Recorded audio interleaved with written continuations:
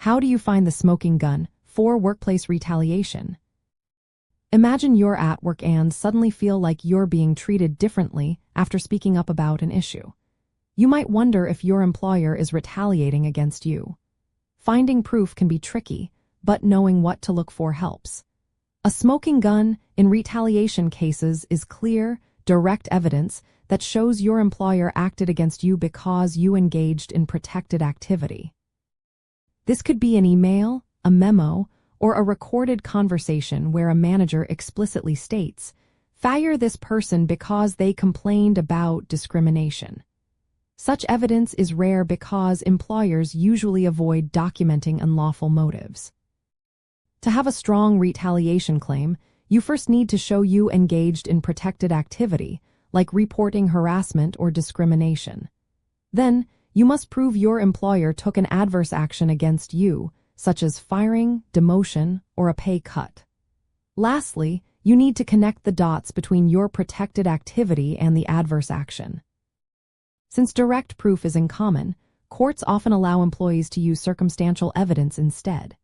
This means looking at the bigger picture. For example, if your employer punishes you shortly after you complain, that timing can suggest retaliation. If your work conditions were good before you spoke up and then suddenly worsened, that pattern can support your case. If your employer gives inconsistent reasons for your termination or disciplinary action, that can be a red flag. Also, if coworkers who didn't complain are treated better, that can point to retaliation. Another helpful step is to review your personnel file. If there are sudden changes in evaluations or disciplinary notes after your complaint, that could be suspicious. Keep detailed records of all your complaints, conversations, and any changes in your work environment. Save emails, memos, and performance reviews. If possible, report your concerns in writing and keep copies. Legal standards often follow a process called the burden-shifting framework. First, you show you engaged in protected activity and suffered an adverse action. Then, the employer must give a legitimate reason for their decision. If their reason seems false or inconsistent, you can argue it was just a pretext for retaliation. Evidence of pretext includes inconsistent explanations or sudden changes in treatment. In the end, finding a smoking gun makes your case much stronger, but it is not always necessary.